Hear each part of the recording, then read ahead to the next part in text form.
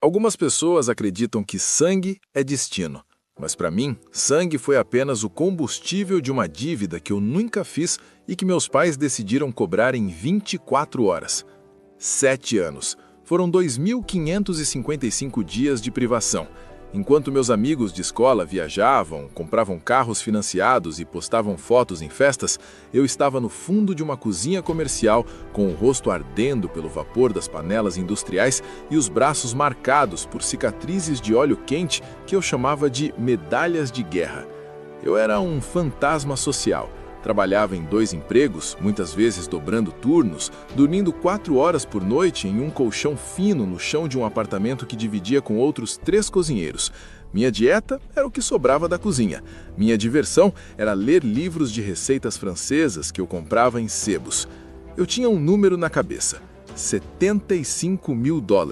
Esse era o preço da minha liberdade. Era o valor necessário para o depósito de um ponto comercial, a reforma de uma cozinha e o capital de giro para o meu bistrô.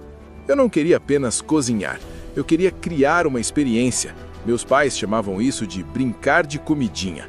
Para eles, eu era apenas o filho que não deu para os estudos e que servia para pagar as contas enquanto a Maia, a joia da coroa, se preparava para salvar o mundo. Maia sempre foi a prioridade. Se ela precisava de um computador novo, eu trabalhava mais horas extras. Se ela queria um curso de intercâmbio, eu adiava meu sonho por mais um ano. Mas eu nunca reclamei.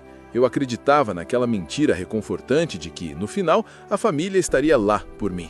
Até que a carta da Universidade de Brown chegou. Brown é uma das universidades mais caras e prestigiadas do país. Quando Maia abriu o envelope e começou a gritar de alegria, eu realmente fiquei feliz por ela. Preparei um jantar especial naquela noite. Mas o clima na mesa não era de celebração, era de negociação. Uma negociação onde eu era a mercadoria, não o sócio. Meu pai limpou a boca com o guardanapo, olhou fixamente para mim e soltou o golpe sem anestesia. Léo, nós verificamos os custos. Com a bolsa parcial, ainda faltam cerca de $70 mil para os primeiros anos. Nós sabemos que você tem esse dinheiro guardado. Amanhã, vamos ao banco transferir para a conta da sua irmã. É o futuro dela, Léo. Você pode continuar cozinhando em qualquer lugar, mas ela só tem essa chance. O garfo travou na minha mão. O silêncio que se seguiu foi preenchido apenas pelo som do relógio de parede, batendo como um martelo. Esse dinheiro é o meu restaurante, pai, eu disse, a voz saindo mais rouca do que eu esperava. São 7 anos da minha vida. Eu não tirei férias. Eu não comprei uma roupa nova em 3 anos.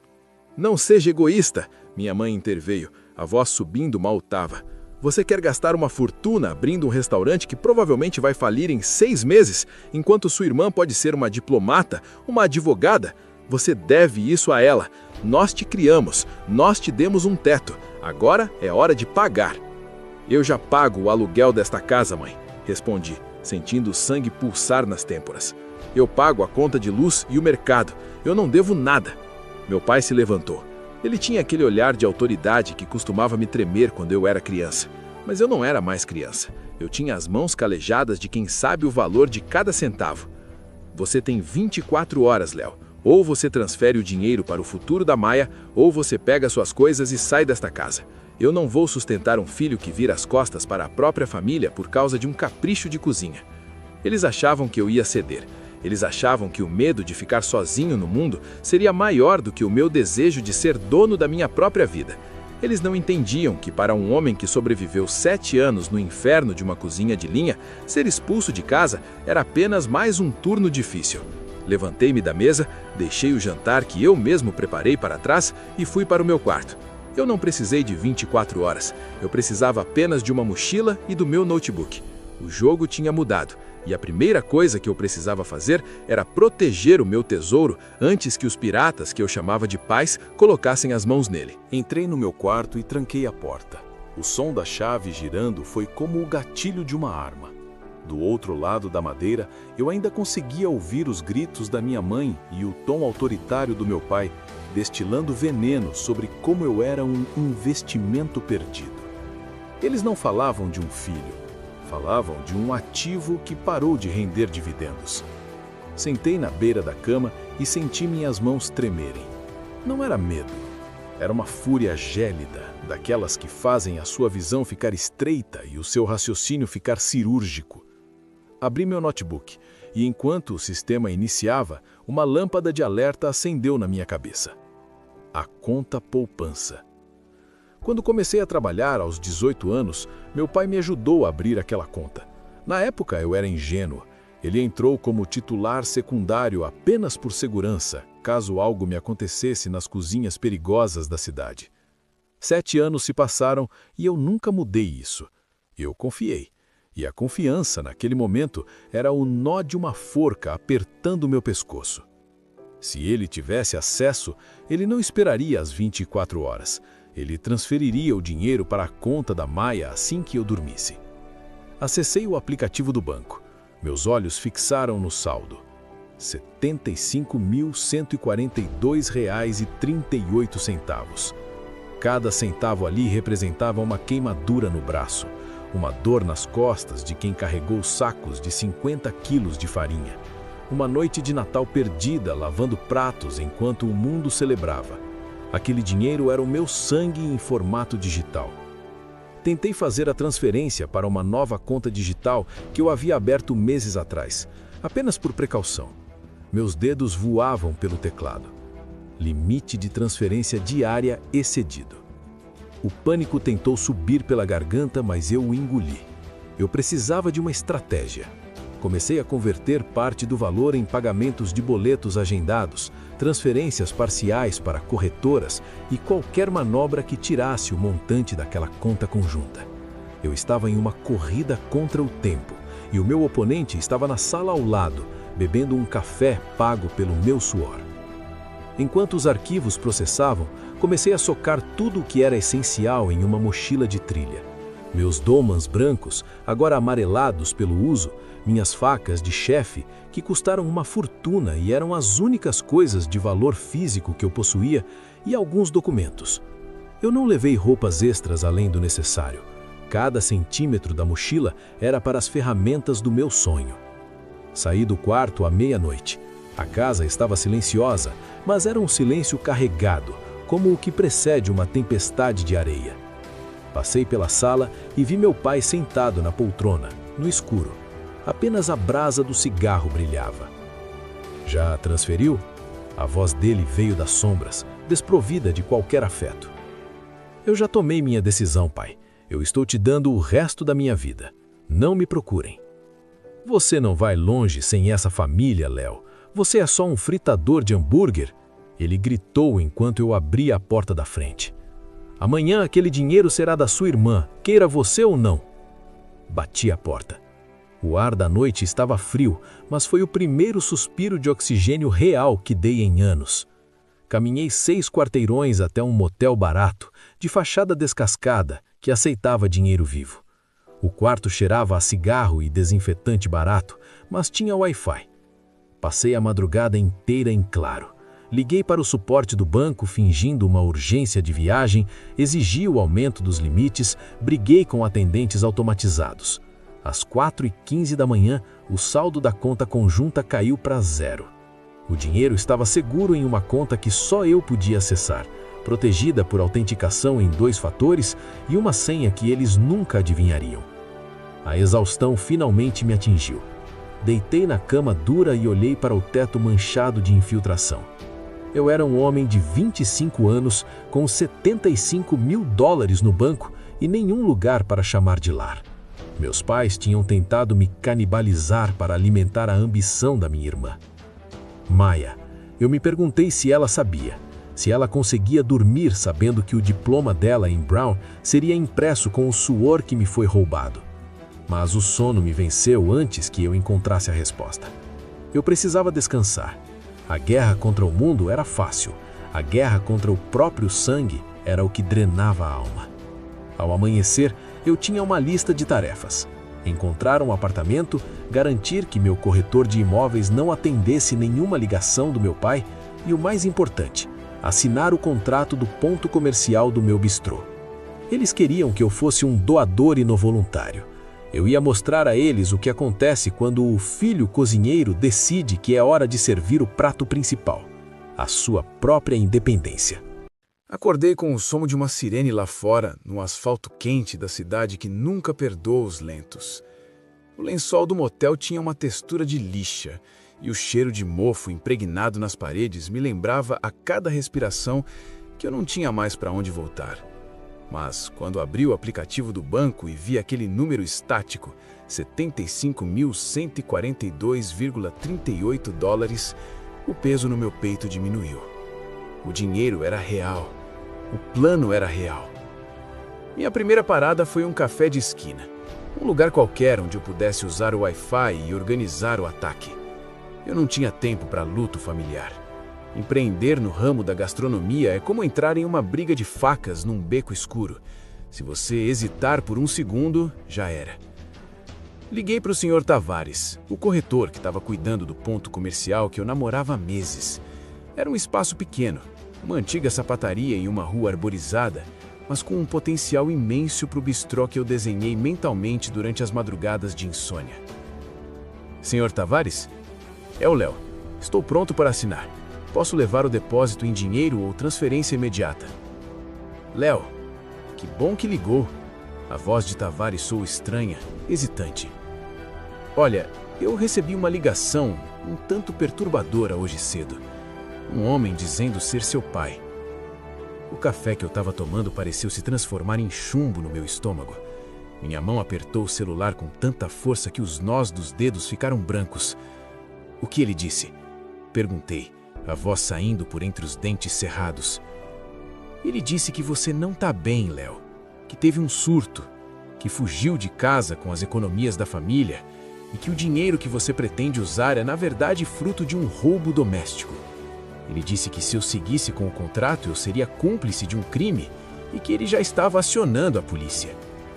Senti uma onda de calor subir pelo meu pescoço. A audácia do meu pai não tinha limites. Ele não queria apenas o dinheiro para Maia.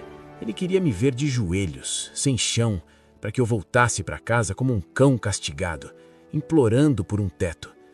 Ele estava tentando assassinar o meu futuro antes mesmo da primeira pedra ser lançada. Sr. Tavares, me escute bem, eu disse, cada palavra saindo com a precisão de um corte de faca. Eu tenho 25 anos. Eu trabalho desde os 18. Todos os impostos sobre esse dinheiro foram pagos. Eu tenho os contra-cheques de todos os restaurantes por onde passei. Esse dinheiro é meu, e apenas meu. Meu pai é um homem desesperado que está tentando me extorquir para pagar a faculdade da minha irmã. Se o senhor quiser as provas, eu levo agora. Mas se o senhor desistir de mim por causa de uma mentira por telefone, eu vou procurar outro ponto e o senhor vai perder a comissão mais garantida da sua vida. Houve um longo silêncio do outro lado. Eu conseguia ouvir a respiração pesada de Tavares. Ele era um homem de negócios. Ele não se importava com dramas familiares. Ele se importava com liquidez. Esteja no meu escritório em 1 hora, Léo. Traga os comprovantes. Se tudo estiver limpo, o contrato é seu. Voei para lá. No caminho, a raiva servia como combustível. Eu não ia deixar que a filha de ouro e seus guardiões me transformassem em uma nota de rodapé na história deles. Cheguei ao escritório exalando o cheiro do asfalto e da determinação. Joguei sobre a mesa de vidro do Tavares uma pasta sanfonada. Ali estava a minha vida. Extratos bancários de 7 anos, declarações de imposto de renda e as referências dos chefes com quem trabalhei. Era o currículo de um sobrevivente. Olhe bem, Tavares. Veja as datas.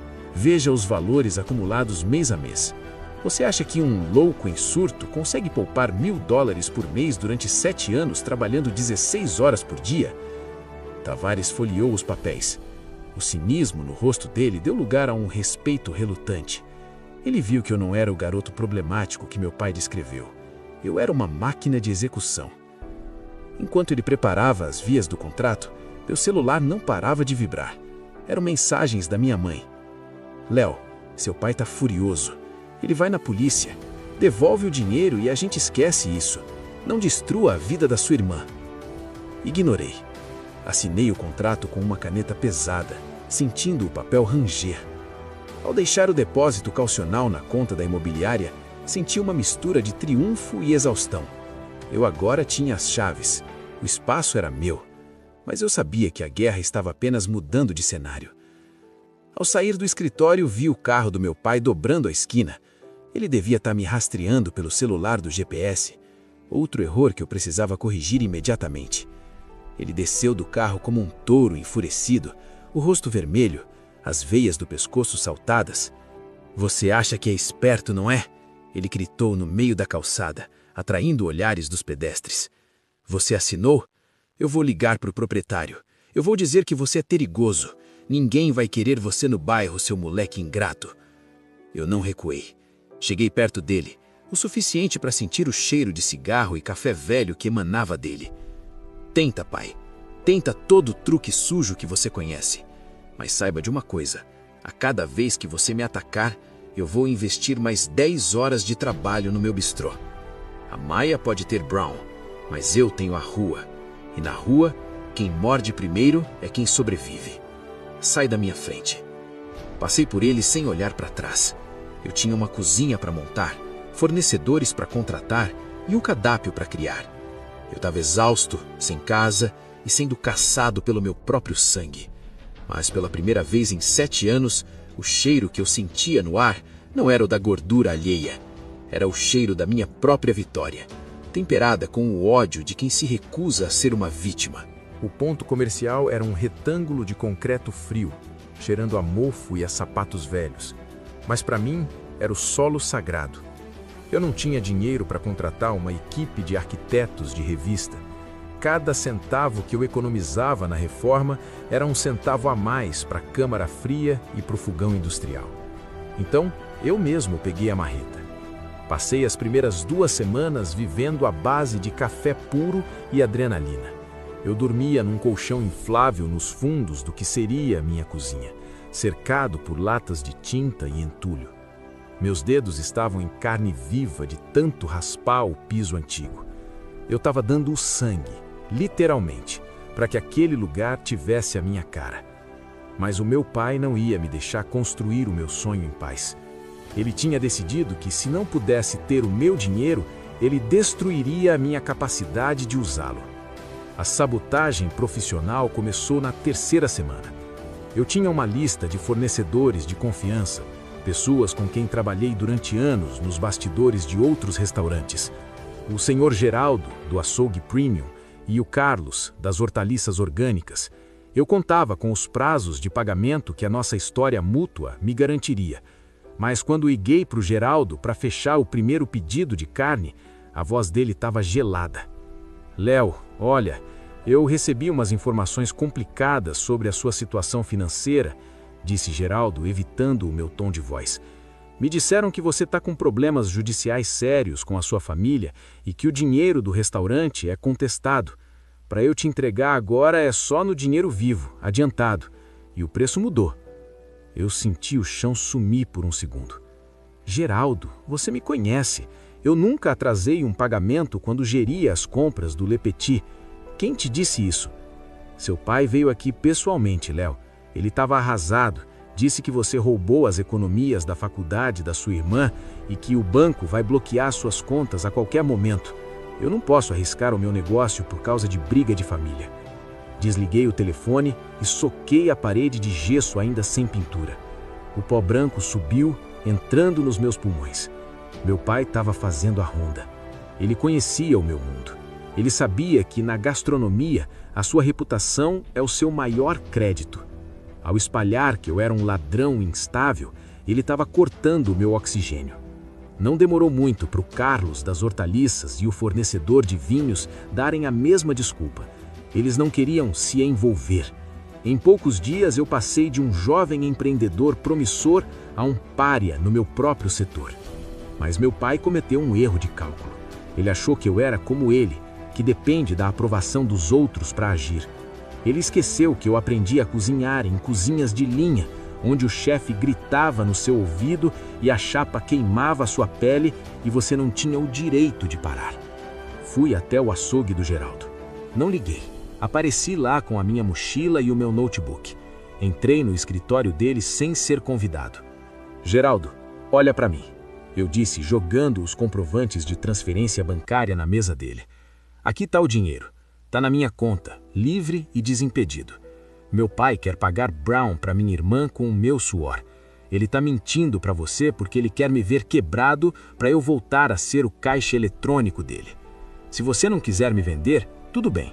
Eu vou no concorrente, pago à vista e faço questão de dizer para todo mundo no bairro que o seu critério para escolher clientes é fofoca de velho amargurado. Geraldo olhou para os documentos, depois para os meus olhos que deviam estar vermelhos de poeira e falta de sono. Você tá com uma cara péssima, Léo. É a cara de quem trabalha 18 horas por dia enquanto o pai tenta roubar o futuro dele. Respondi. E aí, vamos fechar ou eu procuro outro? Ele suspirou e estendeu a mão. Me desculpa, garoto. O velho foi muito convincente. Vamos manter o combinado original. Mas fica de olho. Se ele foi capaz de vir aqui, ele vai em outros. O cerco não parou por aí. Naquela mesma noite, enquanto eu tentava instalar a iluminação do salão, ouvi batidas violentas na porta de metal. Quando abri, não era o meu pai, era a polícia. Recebemos uma denúncia de perturbação do sossego e uso de substâncias ilícitas neste local. O policial me mediu de cima a baixo. Eu estava coberto de tinta, com o cabelo bagunçado e olheiras profundas. Eu parecia, de fato, um usuário. Policial, eu estou reformando o meu restaurante. São 10 da noite e o limite de ruído é às 11. Podem entrar e revistar. Não tem nada aqui além de suor e drywall. Eles entraram. Revistaram tudo.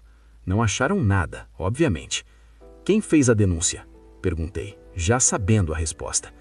Foi uma denúncia anônima, mas o solicitante mencionou que você seria mentalmente instável e estaria em surto. A raiva que eu sentia estava se transformando em algo diferente. Era uma frieza absoluta. Meu pai estava usando o Estado, a polícia e a minha rede de contatos para tentar me sufocar. Ele estava criando a realidade da minha loucura através do assédio constante. Quando os policiais saíram, sentei no chão gelado do salão. Peguei meu celular e vi que havia uma mensagem da Maia. A primeira em semanas.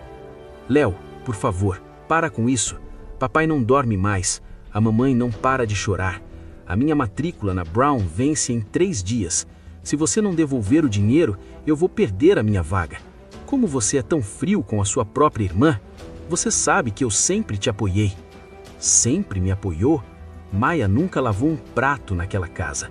Maia nunca perguntou por que eu chegava em casa com os pés sangrando de tanto ficar em pé na cozinha. O apoio dela era o silêncio enquanto ela recebia tudo do bom e do melhor às custas do meu esforço. Eu digitei a resposta. Maia, se você quer estudar em Brown, consiga uma bolsa integral ou um empréstimo estudantil. Eu não sou o seu banco, eu sou o seu irmão. E você está assistindo nossos pais tentarem me destruir profissionalmente para pagar o seu luxo. Se você não vê o que há de errado nisso, então você é exatamente igual a eles. Não me mande mais mensagens. Bloqueei o número dela. Naquela noite, terminei de pintar a fachada. O nome do bistrô seria O Ponto. Um nome simples, direto. O ponto de viravolta. O ponto de ebulição. O ponto final da minha submissão. Eu estava exausto, sozinho e cercado de inimigos que tinham o meu próprio DNA. Mas quando olhei para as chaves no bolso, eu soube. O restaurante ia abrir. E quando as portas se abrissem, o mundo veria que o filho cozinheiro era o único homem de verdade naquela família de parasitas. A noite de inauguração de um restaurante não é como nos filmes. Não há tapete vermelho, nem silêncio respeitoso. Para mim, foi uma guerra de trincheiras. Eu não dormia há 48 horas. Meus olhos estavam injetados de sangue e o cheiro de cebola caramelizada e desinfetante parecia ter se entranhado nos meus poros de forma definitiva. Eu tinha apenas um ajudante na cozinha, o Beto. Um garoto que eu conheci lavando pratos anos atrás e que era o único que não tinha acreditado nas mentiras do meu pai. No salão, 2 garçonetes freelancers que eu paguei adiantado para garantir que não desistissem caso houvesse algum incidente. O letreiro de neon de O Ponto acendeu às 19 horas. O brilho âmbar refletia nas poças de chuva da calçada. Eu estava na boqueta da cozinha, checando o brilho das facas e a temperatura das cubas, quando vi o primeiro carro parar. Não era um cliente, era o sedã preto do meu pai. Senti um soco no estômago.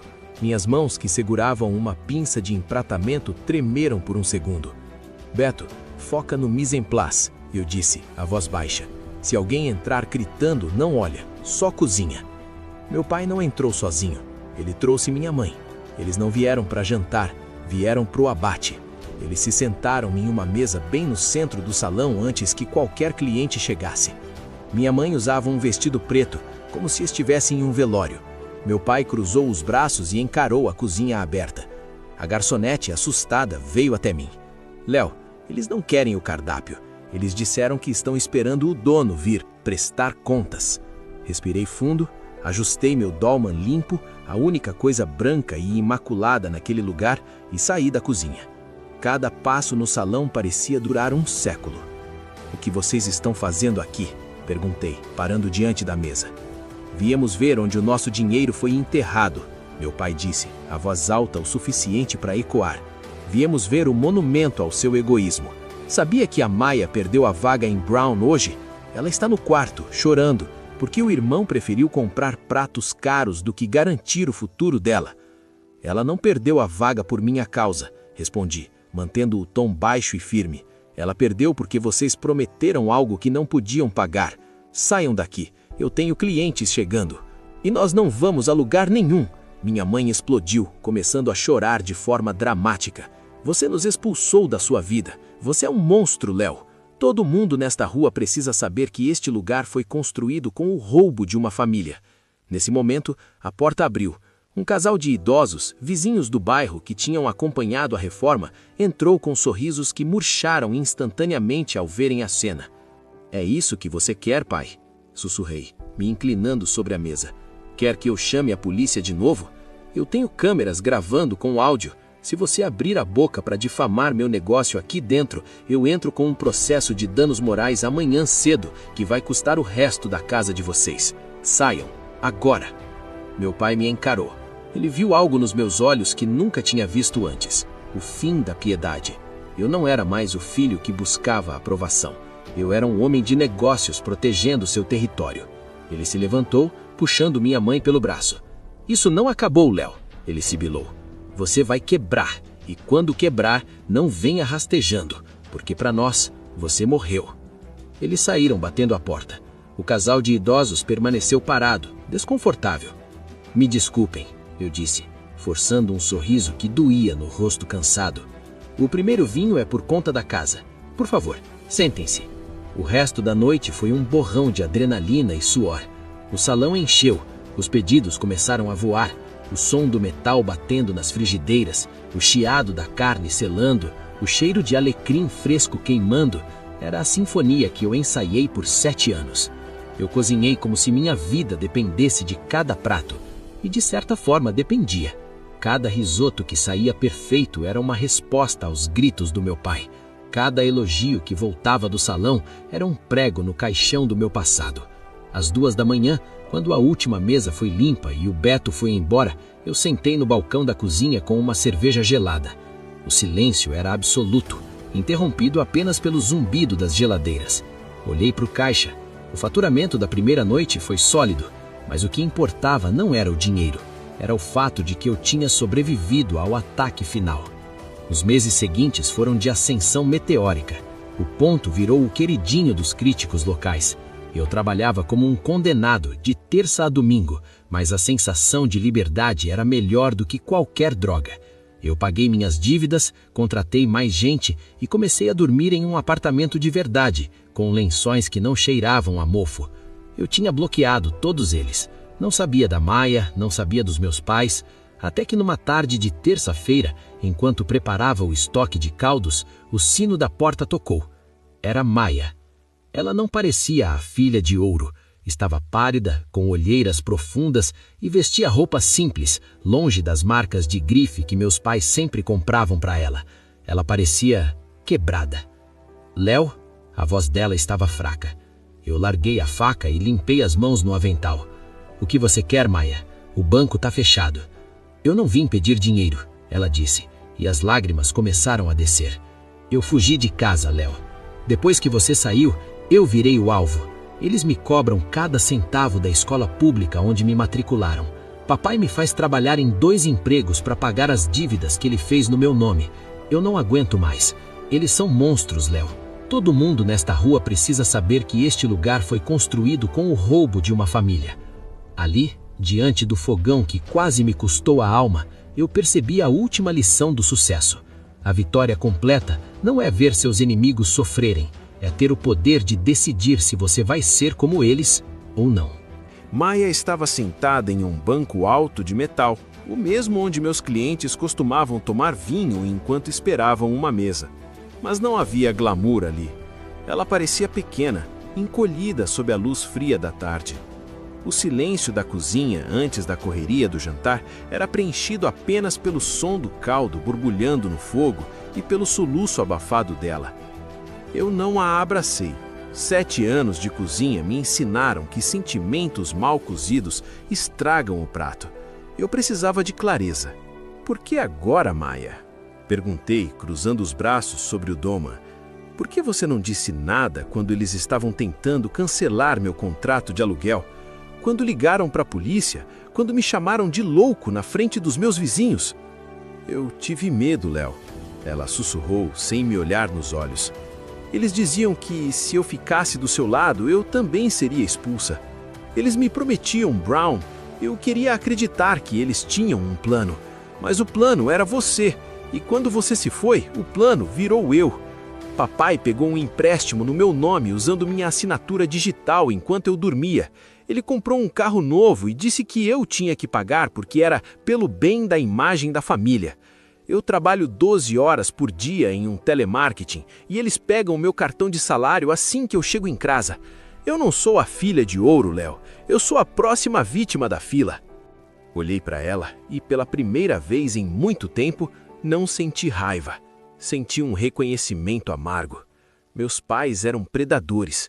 Eles não amavam a Maia. Eles amavam o que a Maia representava para o ego deles.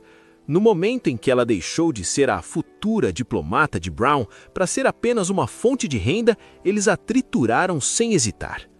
Você não pode trabalhar aqui, eu disse, curto e grosso. Ela me olhou, os olhos arregalados, o desespero voltando à tona. Por favor, Léo, eu lavo o chão, eu faço qualquer coisa. Escuta bem, interrompi, segurando o tom de voz. Se você trabalhar aqui, eles vão ter um motivo para entrar pelaquela porta todos os dias. Eles vão dizer que eu estou explorando ou vão tentar penhorar o seu salário direto na justiça. Este bistrô é a minha fortaleza, Maia. Eu passei 7 anos sangrando para que este chão fosse limpo da presença deles. Eu não vou deixar o vírus entrar de novo. Parei por um segundo, olhando para o meu estoque. Eu tinha poder agora. E o poder exige responsabilidade, não vingança. Mas eu vou te ajudar. Não porque você merece, mas porque eu sei como é o cheiro daquele quarto de onde você fugiu. Peguei o telefone. Liguei para o Carlos, do Hortifruti. Carlos, é o Léo. Precisa de alguém para o administrativo ou para a conferência de estoque? Tem uma pessoa de confiança. Ela é inteligente, sabe lidar com números, mas precisa de um lugar para morar e de um salário que não passe por mãos de terceiros. Em 10 minutos, Maia tinha um emprego. Um emprego onde meu pai não tinha contatos. Depois abri meu notebook. Vou te emprestar o dinheiro para a entrada de um apartamento pequeno e para a matrícula em uma faculdade estadual. Eu disse enquanto os números processavam na tela. Mas preste atenção. É um empréstimo. Você vai me pagar cada centavo com juros baixos, em parcelas que você possa arcar. Eu não sou o seu pai. Eu não dou presentes que vêm com correntes.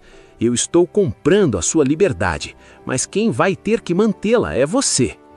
Maia chorou de novo, mas desta vez era um choro de alívio. Ela entendeu que eu estava dando a ela algo que nossos pais nunca deram: dignidade. A reação deles não demorou. 2 dias depois, meu pai apareceu na frente do bistrô. Ele não entrou. Ele ficou do outro lado do vidro, apontando o dedo, dizendo que eu tinha sequestrado a mente da irmã dele.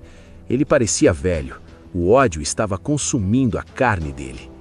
Saí na calçada. Não com uma faca, mas com um envelope. Aqui está, pai. Joguei o envelope no peito dele. São todas as contas de luz, água e o aluguel que eu paguei naquela casa nos últimos 3 anos antes de sair. Está tudo documentado. Se o senhor colocar o pé no meu restaurante ou tentar encostar na Maia de novo, eu entro com uma ação de cobrança retroativa e uma queixa-crime por estelionato pelo empréstimo que o senhor fez no nome dela. Eu tenho as provas. A Gene e o corretor Tavares já estão prontos para depor sobre as sabotagens que o senhor tentou contra mim. Ele empaleceu. A audácia deu lugar ao medo de quem percebe que o jogo acabou. Você vai deixar seu pai passar necessidade? Ele tentou a última carta da manipulação. O senhor tem saúde, tem uma casa, tem o carro que comprou com o crédito da sua filha. Se vire, pai. Como o senhor mesmo me disse naquele jantar, você pode continuar cozinhando em qualquer lugar. O senhor também pode arrumar um emprego em qualquer lugar, só não vai ser às minhas custas. Virei as costas e entrei. O sino da porta tocou, e o som foi como um ponto final em um parágrafo de 25 anos. Hoje, o ponto é um sucesso absoluto. Tenho uma estrela no guia local, uma equipe que me respeita e um cardápio que muda conforme as estações. A Maia está no 3º ano de economia na estadual. Ela trabalha duro, me paga todos os meses e às vezes vem jantar aqui como cliente. Nós não falamos muito sobre o passado. O futuro é muito mais saboroso. Meus pais, eles tentaram me processar uma vez, mas o juiz riu da cara do advogado deles quando viu as provas da minha emancipação financeira e do abandono deles. Eles vivem em uma cidade pequena agora, longe de nós. Às vezes recebo e-mails pedindo dinheiro para emergências médicas, mas eu os apago sem abrir. Aprendi que o veneno só mata se você engoli-lo. Eu não sou o que eles tentaram fazer de mim. Eu não sou o filho cozinheiro que deveria ser sacrificado. Eu sou o dono da minha própria cozinha, da minha própria vida e do meu próprio destino. O preço do tempero foi alto. Foram 7 anos de inferno. Mas o sabor da liberdade, esse é o melhor prato que já servi. A história termina aqui, não com um abraço em família, mas com a paz de quem sabe que família não é quem te bota no mundo. Família é quem te ajuda a ficar nele. E eu, finalmente, encontrei a minha.